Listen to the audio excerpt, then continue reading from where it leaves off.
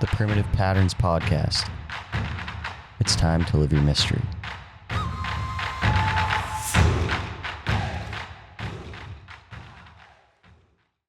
All right, welcome back to the Primitive Patterns Podcast, episode 10.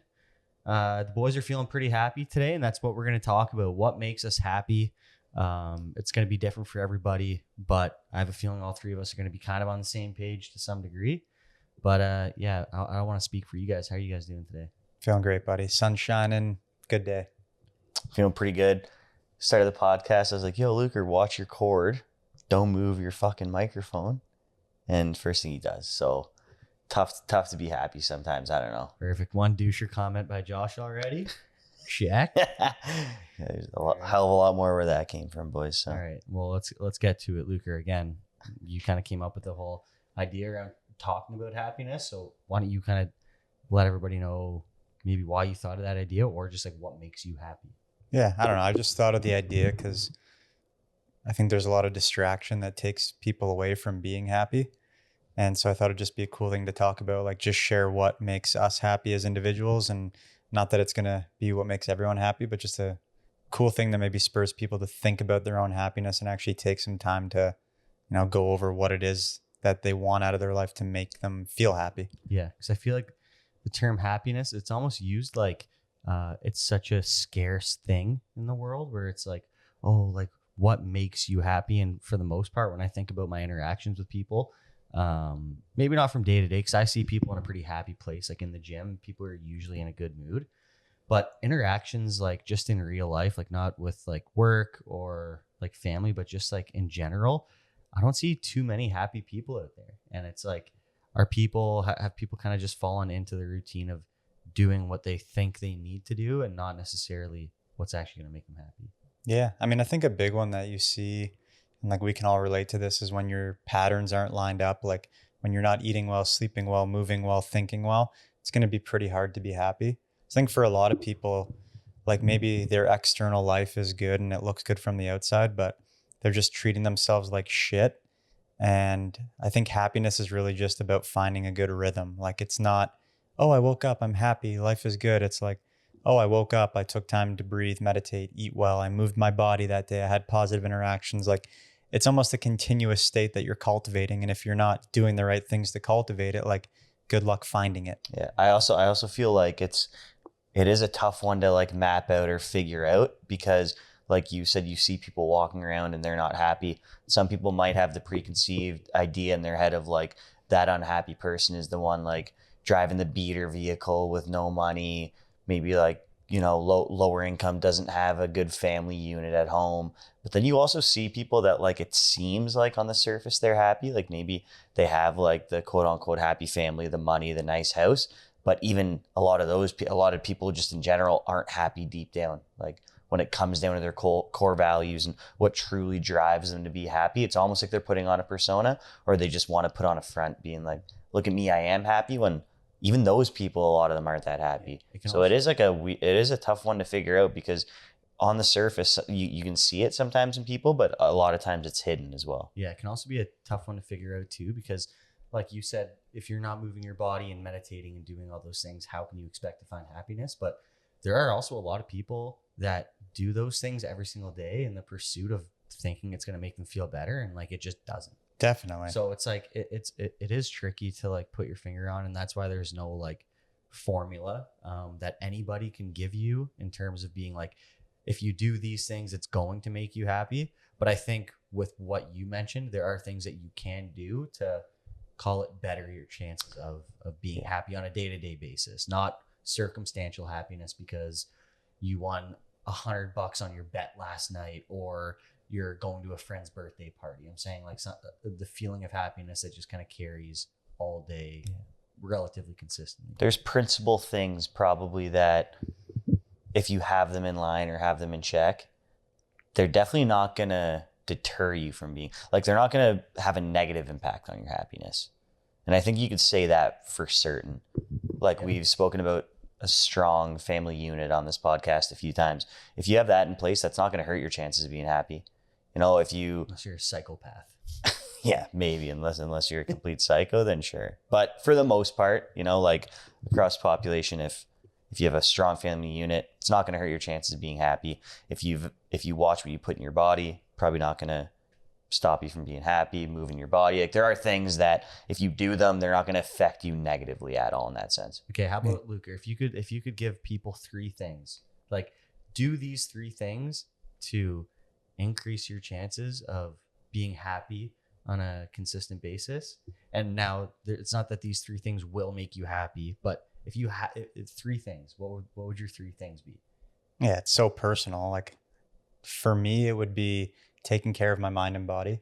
And there's obviously an umbrella of things that falls into that. But I think like that's step 1, like having this vessel feel good internally is huge. Number 2 would be like good relationships with people. So family, friends, etc. And then the third one, which I've actually recently been thinking a lot about, is a shared story. So being around people that share a story, because I think we find a lot of meaning in story. And if we're constantly around people who have a different story than us, it can be hard to be happy. And all I mean by that is like, say for us, we have the shared story of like, we're building this business together. We want to do this thing. We want to travel here. Like there's a story that we're a part of and that we are continually moving into.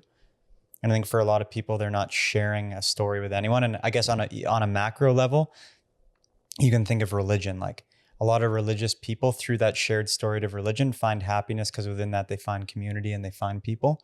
So that would be it. Like take care of your mind and body, cultivate good relationships that are based around shared story, which is shared value. Yeah. And a point there to make, I think those things are all like perfect, nailed it on the head. But I think one thing with like there's no real perfect nail it on the head. It's just like for me. Yeah. What I wanted to say is having a shared story is kind of like the way that you explain it. Cause I've never heard that before, but in my head, it's like having a shared something that you're working towards in life. Because you can have a shared story with somebody that has a drug addiction and grew up with abuse and now abuses their children, and you do the same thing. Yeah. That's a shared story too, right? Like, so, but having a shared story in the sense of like, you have something that you have in common with the people that are close, in relation to you, that you are like working towards, and that maybe causes a little bit of discomfort and adversity to work through.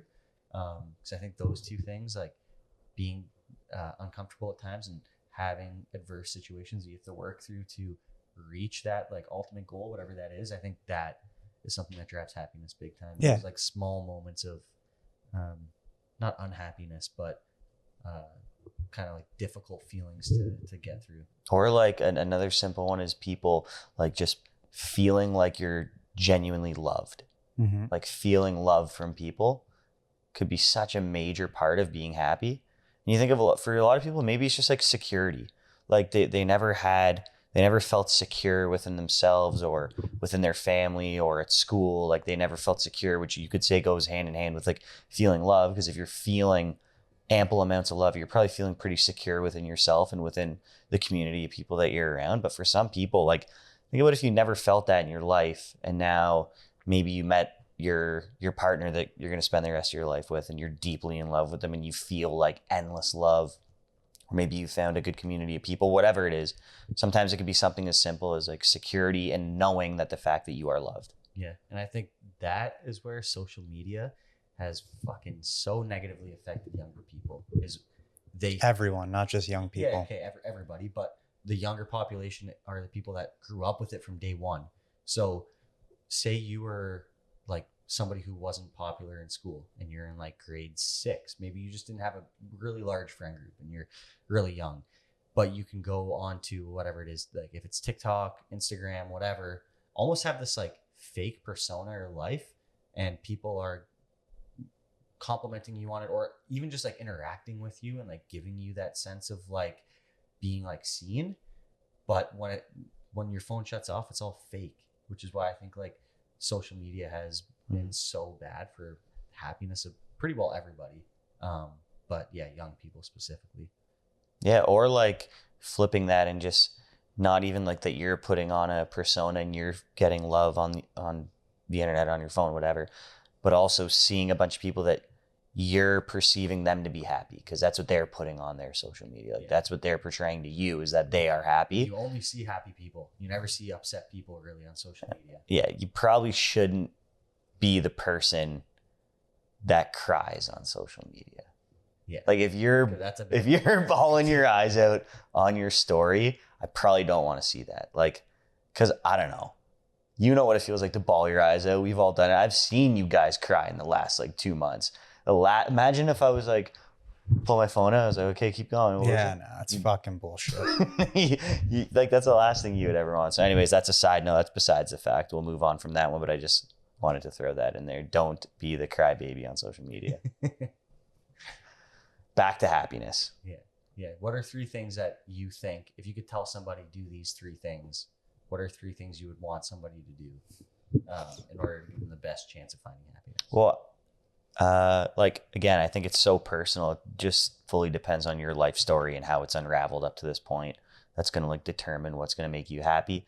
I'll speak about myself, like what does make me happy. Right now, I know for a fact that the foundation of it all is having a loving community of people around me. First and foremost, my immediate family, and then obviously close people with friendships and whatnot. Another one, super simple for me, I just know this to be a fact with myself, is having a body that allows me to do hard things on a daily basis. And one of the main reasons for that is because if I can do hard, like if I can like run myself through hard workouts, first of all, you just feel amazing. Like I just know when I have a week of hard training, I feel so good at the end of that week, knowing that I was able to do it. But then it also allows you the possibility to be able to push yourself in something greater down the line, whether it's going to the Grand Canyon, running a marathon, like whatever it is. It gives you a sense of knowing that like, okay, if there is something big that I want to take on down the road, I'm ready for it. I have the capacity to do it. So having a very well functioning body, I would say, would be another one.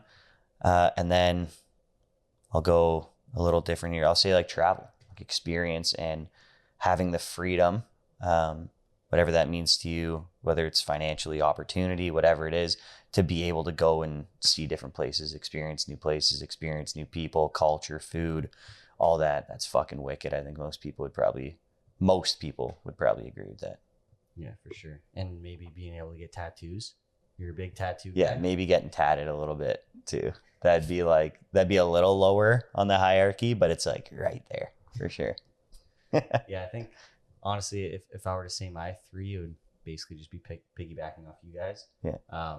But yeah, having a healthy body, one that allows me to play sports. I love doing physical things like sports, running, swimming, working out, like you said, just getting a good workout in every day. I know I'm gonna feel happy after. And then relationships, obviously, having people that are close to you in your life is paramount to happiness. And then I'm just gonna go back to what I said kind of near the beginning of the episode, which was put difficult things in front of you in life. So whether that's like business or having a very strong relationship with a significant other, or a physical feat that you want to do, like a marathon or something, but put difficult things in front of you. Because if once you've accomplished them, or you've done something that pushes you closer to accomplishing it, guaranteed you'll be happy. And that might not last forever. You kind of have to continuously do and engage it with hard things, but I think that's super important. I know I've said this to you guys before too, and to a lot of people. When you get to like the crux of it, when you feel love within yourself and you feel healthy and you have a mind that's like calm and still, it takes so much less to feel happy because you're not searching for like external things that are going to like, oh, I'm going to feel happy when this. Oh, I'm going to feel happy when that. Because that's a big one you see in culture, is like people are reaching for like, oh, that career move or that car. Like once I get A, B, or C. But I think a lot of the times that just comes down to people not doing what they need to do to feel internally good. And then you're just fucking leeching at, oh, this will make me happy. This will make me happy. And like people fucking say it all the time, but it's true. It's like none of that is going to make you feel happy unless you already feel good inside. Like getting a fucking sweet car or traveling somewhere wicked and balling out, can be amazing. But if you don't feel good going into that experience, it's not going to feel great. Yeah. Like I've personally been traveling or on a trip where like going into the trip, I felt very anxious and didn't feel good internally. And it's like being on that trip didn't go, oh, now I feel great. No. It's like I'm the same person there and you're going to be the same fucking person in your Range Rover. So like all those things can amplify your life and make you way happier, but you need to hit those foundational things so that. Yeah. It's a classic line that everybody says, but those things are only going to amplify your life if you're filling up your own cup. If you're doing the things for yourself. If you're filling up your own cup, then the glamorous stuff or the luxurious things or the experiences, the whatever, that's going to amplify you for sure. Anybody that says otherwise is lying to themselves, lying to you. Or it's fucking Ram Dass just chilling, being like, I'm too fucking centered, don't need anything. But like for most of us, that's just not the case. No. And that's a big issue too, is like there's lots of very wealthy people out there that I'm sure are very happy. I know multiple in my life of people that have a lot of money that are happy, but I know a hell of a lot more, I would say, through business and just through life of wealthy people that have seemed to me to be unhappy, because you just have to, for the most part, unless you're building something that you truly love, you have to like sell your soul in order to get to the place of having the financial freedom to do those things, to buy the nice car, to go on the luxurious trip. It's like, you probably have to, work at a law firm and put in 70 hours a week behind a desk and not have a relationship with your family, maybe let your health slide. Right. So. Yeah. I mean, that's not totally true though. Like I wouldn't, it's not, like I wouldn't across the board. It's definitely not true. No. Yeah. I wouldn't necessarily judge people for like any one direction and they decide to go. It's not judging anybody on a direction that they've gone. It's just that's the reality, is that. Yeah. You do see that a lot. You see that so much. People are just selling their soul for money, and that is just not going to make you happy. Like it can help, like you said, it can help you feel happy. And like I said, I know a lot of wealthy people that are happy because they've gotten to that point by doing something that they actually care about and that they love. Like there's probably. I didn't say it can make you feel happy, because I don't believe that to be true personally. I said if you're already feeling good and you make a bunch of money, it can just amplify where you're already at. I'm not saying it's going to make you happy, but I'm saying, if you already have the feeling of happiness, then those things, like you said, can amplify it. But I just think a lot of people just don't sell. That's kind of the message there. Just don't sell your soul for those things. Paul Chek talks about that. Yeah, for sure. Paul Chek talks about that, the prostitute archetype, and how if you sell your soul, if you're just like in the depths of selling your soul and you've done it for decades or whatever, that would be the prostitute archetype. But now you're not doing it for any greater good. Like you're not doing it because there's other things outside of that are filling up your cup, or like it's allowing you to do things with your family or whatever. But then you can also prostitute yourself in that way. Say, I need to do this that maybe isn't the thing that, the dream job or the thing that I really want to do right now, but down the road, whether it's long or short, is going to allow me opportunity to then be able to flourish and do the things I want to do, spend more time with my family, experience the world, whatever. And if those things, like spend more money and time on my own personal health, and if that's what you need to do to get there, then short-term commitment to that isn't necessarily a bad thing either. And that kind of goes back to what I was saying about adversity and doing difficult things. Like, it's like, if you want to start any type of like trade business, like, and if you're very passionate about it, that can for sure bring you a lot of happiness. But the amount of times you're going to have to go door to door marketing and knock on somebody's door and ask them if you can do work for them is going to be like selling your soul for the greater good. Right. So I think it all just could look at it that way. Like working on something that you truly care about. And there's going to be times where you're going to have to sell your soul to some degree, because you're going to have to do things that you don't want to do for the greater good of what it is you're trying to do. Yeah. It's like set your values and then just be true to those values. And realistically, I feel like that's probably what it comes down to, right? Would be like, if you know your values in life, what you truly value, and you don't waver on that and you stay true to it, and it doesn't matter if somebody's values are different from what your values are, or in a different order or whatever. As long as they're staying true to that, that would mean that they're filling up their own cup and they're probably going to be happy. Yeah. Beauty. All right. Good episode, boys. Hope everybody's listening to this podcast in a happy mood. Boys are in a good mood today. It's a Friday. Weekend's about to kick off. Italy, Euro Cup. Let's go, baby. Defending champs. Can they do Let's it again? go. I might be double neck tat guy because I got a Zuri on my neck the last time they won. I might have to run it back. Well, yeah. Like if they run it back, I'm running it back, All right, and I'll be done. double neck tat guy. All right. Cap. Shake on it on the pod, so it's if they do it again, I'm double neck tat guy. There we go. All right. Good episode. Forza Zerti. The Primitive Patterns Podcast. It's time to live your mystery.